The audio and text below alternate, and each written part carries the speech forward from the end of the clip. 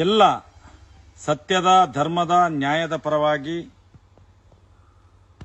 ಹೋರಾಟವನ್ನು ಮಾಡ್ತಿರುವಂತ, ಅದಕ್ಕೆ ಬೆಂಬಲವನ್ನು ಸೂಚಿಸುವಂತ ಎಲ್ಲ ಜನ ಸಮೂಹಕ್ಕೆ ನಾನು ಅಭಿನಂದನೆಯನ್ನು ಮಾಡ್ತಾ ಇದ್ದೇನೆ. ಯಾಕಂತ ಹೇಳಿದ್ರೆ ಕಳೆದ 3-4 ದಿನದಿಂದ ಒಂದು ವಿಡಿಯೋ 10-15 ಮಿಲಿಯನ್ ತನಕ ಶೇರ್ ಆಗಿ ಹೋಗ್ತಾ ಇದೆ ಅಂತ ಹೇಳಿದ್ರೆ, ಅದರಲ್ಲೊಂದು 60-70 ಸಾವಿರ ಜನ ಕಮೆಂಟ್ ಮಾಡ್ತಾರೆ ಅದಕ್ಕೆ ಅಂತ ಹೇಳಿದ್ರೆ, ಆ ಬರೇ ಕಮೆಂಟ್ ಅನ್ನು ಓದಿದ್ರೆ ಗೊತ್ತಾಗ್ತದೆ ಇವತ್ತು ಸೌಜನ್ಯಳನ್ನು ಅತ್ಯಾಚಾರ ಮಾಡಿದ್ದು ಯಾರು, ಆ ಕಾಮಂದ ಯಾರು, ಎಲ್ಲವೂ ಗೊತ್ತಾಗ್ತಾ ಇದೆ. ಆದ್ರೆ ಇವತ್ತು ನಾನು ಕಳೆದ 45 ವರ್ಷಗಳಿಂದ 42-45 ವರ್ಷಗಳಿಂದ ಇದೇ ಹಿಂದೂ ಸಮಾಜಕ್ಕೆ ಹೋರಾಟ ಮಾಡಿ ಮಾಡಿ ಮಾಡಿ ಮಾಡಿ ಸನಾತನ ಹಿಂದೂ ಧರ್ಮವನ್ನು ರಕ್ಷಣೆ ಮಾಡುವಂತ ಒಂದು ದೊಡ್ಡ ಒಂದು ಸಂಘಟನೆಯನ್ನೇ ಕಟ್ಟಿದ್ದೇನೆ ನಾನು, ರಾಷ್ಟ್ರೀಯ ಹಿಂದೂ ಜಾಗರಣ ವೇದಿಕೆ ಅಂತ ಹೇಳಿದೆ. ಯಾವತ್ತು ಈ ಅಧರ್ಮಿಗಳ ವಿರುದ್ಧ, ಅತ್ಯಾಚಾರಿಗಳ ವಿರುದ್ಧ, ಕಾಮಂದರುಗಳ ವಿರುದ್ಧ ನಾನು ಹೋರಾಟಕ್ಕೆ ಇಳಿದನ, ಆವತ್ತೇ ನನ್ನ ತೇಜವಾದ ಪ್ರಾರಂಭ ಆಯಿತು. ಹಿಂದೂ ವಿರೋಧಿ, ಹಿಂದೂ ವಿರೋಧಿ, ಹಿಂದೂ ವಿರೋಧಿ ಅಂತ ಹೇಳಿ ಇವತ್ತೊಬ್ಬ ಸಾಮಾನ್ಯ ಮುಸ್ಲಿಂ ಯುವಕ ಇವತ್ತು ಒಬ್ಬ ಏನು ಅಧರ್ಮದ ವಿರುದ್ಧ, ಅನ್ಯಾಯದ ವಿರುದ್ಧ, ಅತ್ಯಾಚಾರ ವಿರುದ್ಧ ಒಂದು ಸಣ್ಣ 39 ನಿಮಿಷದ ವಿಡಿಯೋ ಬಿಟ್ಟದ್ದಕ್ಕೆ ಅವನನ್ನು ದೇಶದ್ರೋಹಿ, ಹಿಂದೂ ವಿರೋಧಿ, ಅವನು ಮತ ಅಂದ, ಹಾಗೆ ಹೀಗೆ ಬಿಂಬಿಸ್ಲಿಕ್ಕೆ ಶುರು ಮಾಡಿದ್ರು.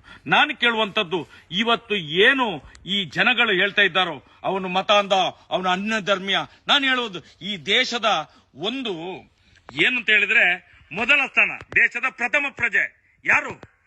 ರಾಷ್ಟ್ರಪತಿಯವರು. ಅಬ್ದುಲ್ ಕಲಾಂನನ್ನು ಮಾಡ್ಲಿಲ್ವಾ? ಈ ದೇಶ ಒಪ್ಪಿಕೊಳ್ಳಿಲ್ವಾ? ಅಬ್ದುಲ್ ಕಲಾಂ ಮುಸಲ್ಮಾನರಲ್ವಾ ಅವರು? ಅದ್ರ ಬಗ್ಗೆ ಯಾಕೆ ಮಾತಾಡೋದಿಲ್ಲ ಇವರು? ಅದನ್ನು ಕೇಳ್ತೇನೆ ನಾನು. ಇನ್ನೊಂದು ಕಡೆಯಲ್ಲಿ ಧರ್ಮಸ್ಥಳ ಹಿಂದೂ ದೇವಸ್ಥಾನ ಅಲ್ವಾ? ಮಂಜುನಾಥ ದೇವರ ಹೆಸರಲ್ಲಿ ಅದು RTC ಇರ್ಲಿಲ್ವಾ? ಈಗ ಅನ್ಯಮತಿಯರ ಹೆಸರಲ್ಲಿ RTC ಆಗಿದಲ್ಲ, ಪಾಣಿಪತ್ರ ಆಗಿದಲ್ಲ, ಇದಕ್ಕೆ ಯಾಕೆ ಉತ್ತರ ಕೇಳುವುದಿಲ್ಲ? ನಾನು ಈಗ ಹೇಳುವಂತದ್ದು, ಮುಂದೊಂದು ದಿನ ಈ ಸಮಾಜದಲ್ಲಿ ಇಂಥ ಅಶಾಂತಿಯನ್ನು ನಿರ್ಮಾಣ ಮಾಡುವಂತ ಯಾವನೇ ಒಬ್ಬ ಹಿಂದೂ ಇರಲಿ, ಅವನಿಗೂ ಕೂಡ ಎಚ್ಚರಿಕೆಯನ್ನು ಕೊಡ್ತಾನೆ. ಯಾಕಂತ ಹೇಳಿದ್ರೆ, ಒಂದು ಅತ್ಯಾಚಾರದ ವಿರುದ್ಧ ಮಾತಾಡಿದಂತ ವಿಡಿಯೋವನ್ನು ಹಿಂದೂ ವಿರೋಧಿ, ಹಿಂದೂ ವಿರೋಧಿ, ಹಿಂದೂ ವಿರೋಧಿ, ಇಷ್ಟೆಲ್ಲ ಹಿಂದೂ ವಿರೋಧಿ ಚಟುವಟಿಕೆ ನೀವೇ ಮಾಡ್ತಿದ್ದೀರಲ್ಲ ಹಿಂದೂಗಳು, ಆಗ ನಿಮ್ಗೆ ಕಣ್ಣಿಗೆ ಕಾಣುವುದಿಲ್ವಾ? ಒಂದು ಸತ್ಯದ ಪರವಾಗಿ ಹೋರಾಟ ಮಾಡಿದ್ರೆ ಅವನ ಅಧರ್ಮಿ, ಆಧರ್ಮ, ಈ ಧರ್ಮ, ಜಾತಿ, ಇವತ್ತು ಏನು ಅತ್ಯಾಚಾರಿಗಳಿದ್ದಾರೋ ಜಾತಿನಲ್ಲಿ ವೈಮನಸ್ಸು ತಂದಾಕಿದ್ದಾರೆ. ಜಾತಿಯಲ್ಲಿ ಬಂಟನಿಗೆ ಬಂಟನನ್ನು, ಗೌಡನಿಗೆ ಗೌಡನನ್ನು, ಬ್ರಾಹ್ಮಣನಿಗೆ ಬ್ರಾಹ್ಮಣನನ್ನು, ಬಿಲ್ಲವನಿಗೆ ಬಿಲ್ಲವನನ್ನು ಎದುರಾಕಿ ಇವತ್ತು ಇಡೀ ಸಮಾಜವನ್ನು ಒಡೆಯುವ ಕೆಲಸ ಮಾಡಲಿಲ್ವಾ? ಯಾಕೆ ಪೊಲೀಸ್ನವರಿಗೆ ಸುಮೋಟೋ ಕೇಸ್ ದಾಖಲು ಮಾಡ್ಲಿಕ್ಕೆ ಆಗುದಿಲ್ಲ? ಮೊನ್ನೆಯಿಂದ ಸುಗ್ರೀವಾಜ್ಞೆ ಜಾರಿಯಾಗಿದೆ ಅಲ್ಲ, ಎಷ್ಟು ಮಂದಿಯ ಮೇಲೆ 41 NCR ಆಗಿದೆ? ಇದೇ ಬಡ್ಡಿ ವ್ಯವಹಾರದ ಮೇಲೆ 41 NCR ಆಗಿದೆ, 4-5 FIR ಆಗಿದೆ. ಆದ್ರೂ ಕೂಡ ಇಷ್ಟ ತನಕ ಆ ಆರೋಪಿಗಳನ್ನು ಯಾಕೆ ಹಿಡಿಲಿಲ್ಲ? ಪೊಲೀಸ್ನವರಿಗೆ ತಾಕತ್ತಿಲ್ವಾ? ಈ ಸಮೀರ್ನನ್ನು ಬಂಧನ ಮಾಡ್ಲಿಕ್ಕೆ ಬಂದಿದ್ದೀರಲ್ಲ, ಇವತ್ತು ಕಾಯ್ತಾ ಇದ್ದೀರಲ್ಲ ಸಮೀರ್ನನ್ನು, ಬಳ್ಳಾರಿಗೆ ಕರ್ಕೊಂಡು ಹೋಗ್ತೇವೆ, ಸ್ಟೇಷನ್ಗೆ ಕರ್ಕೊಂಡು ಹೋಗ್ತೇವೆ. ಆವತ್ತು 12 ವರ್ಷದಿಂದ ಮಹೇಶ್ ಶೆಟ್ಟಿ, ತಿಮ್ಮರಡ್ಡಿಯಾಗೆ ಎನ್ಕೌಂಟರ್ ಮಾಡ್ಲಿಕ್ಕೆ ನೀವು ನೋಡ್ತಿದ್ದೀರಾ, ಅದೇ ರೀತಿ ಇವತ್ತು ಸಮೀರ್ನನ್ನು ಎನ್ಕೌಂಟರ್ ಮಾಡ್ಲಿಕ್ಕೆ ನೋಡ್ತಿದ್ದೀರಿ. ಜಾಗೃತಿ, ಎಚ್ಚರಿಕೆ ಇರಲಿ. ಇಡೀ ರಾಜ್ಯದ, ದೇಶದ ಜನತೆ ಎದ್ದೇಳ್ತದೆ. ಜಾಗೃತ ಇದು.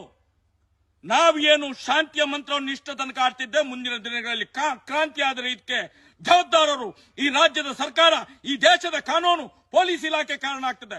ಎಚ್ಚರಿಕೆ ಇರಲಿ. ನಾವೇನು ಷಂಡರಲ್ಲ, ಬಲೆ ತೊಟ್ಟು ಕೂತಿಲ್ಲ ನಾವು.